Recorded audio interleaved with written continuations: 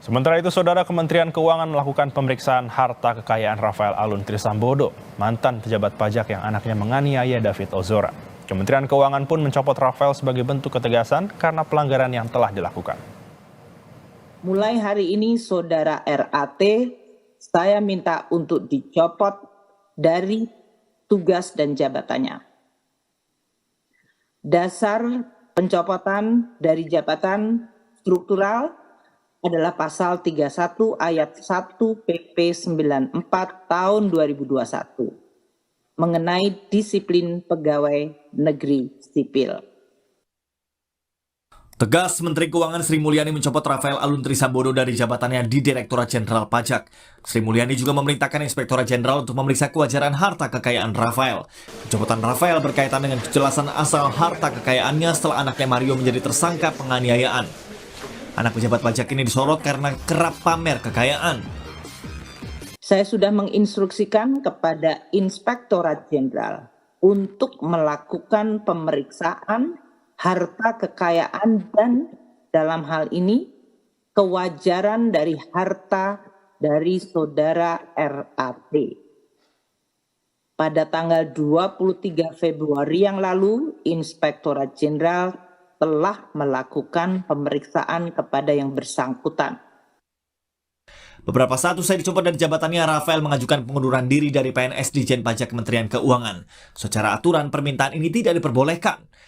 Sesuai Peraturan Badan Kepegawaian Negara Nomor 3 Tahun 2020 tertulis, permintaan PNS berhenti ditolak apabila dalam pemeriksaan pejabat yang berwenang memeriksa karena diduga melakukan pelanggaran disiplin PNS. Sebelumnya, Rafael meminta maaf atas penganiayaan yang dilakukan anaknya. Rafael menyebut siap diperiksa terkait harta kekayaannya. Terkait pemberitaan mengenai harta kekayaan saya, sebagai bentuk pertanggungan jawab, saya siap memberikan klarifikasi terkait harta kekayaan yang saya miliki.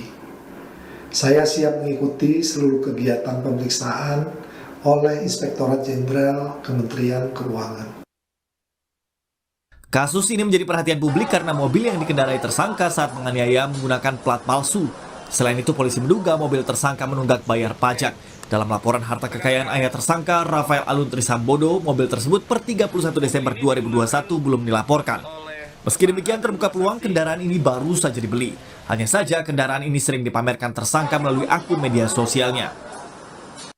Data LHKPN per 31 Desember 2021 sebagai pejabat, harta kekayaan Rafael mencapai 56,10 miliar rupiah.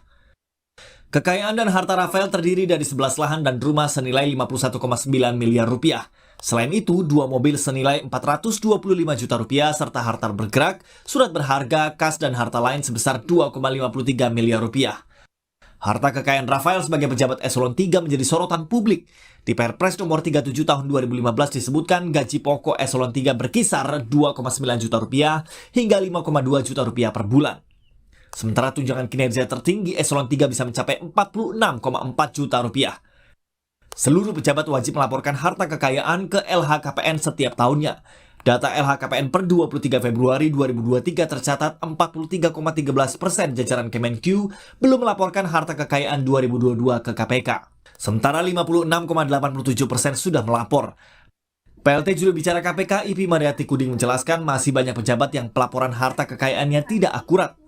Di hasil pemeriksaan KPK kami juga menemukan bahwa aspek akurasi itu memang masih dibutuhkan perbaikan. Artinya sudah tertib melaporkan, tapi baru sebatas menggugurkan kewajiban untuk melaporkan. Sementara akurasinya kami menemukan masih banyak yang belum sesuai. Dalam hal ini, kita katakan saja secara lugas begitu ya, masih banyak misalnya yang memiliki kendaraan lebih dari satu, tapi hanya satu yang dilaporkan dan sebagainya. Nah, Pusat Pelaporan dan Analisis Transaksi Keuangan PPATK menemukan transaksi mencurigakan yang diduga dilakukan Rafael Alun Trisambodo. Melalui percakapan lewat WhatsApp dengan Kompas TV, Kepala PPATK Ivan Yustiavandana menyebut, ini kasus lama yang kami serahkan ke penyidik Kejaksaan dan KPK. Juga izin Kemenq RI sejak 2012. Sekarang sudah 2023, RAT tampaknya masih bekerja baik. Ya, transaksi signifikan tidak sesuai profil yang bersangkutan dan menggunakan pihak-pihak yang patut diduga sebagai nomine atau perantaranya. Sementara itu, korban penganiayaan anak pejabat Ditjen Pajak saat ini masih dirawat di rumah sakit. Menteri Agama yang juga Ketua Umum GP Ansor Yakut Khalil Qomas sempat menjenguk korban. Setelah mendapatkan perawatan di Rumah Sakit Permata Hijau, korban kini dirawat di ruang ICU Rumah Sakit Mayapada, Jakarta. Korban merupakan anak dari pengurus GP Ansor DKI Jakarta. Tim Liputan Kompas TV.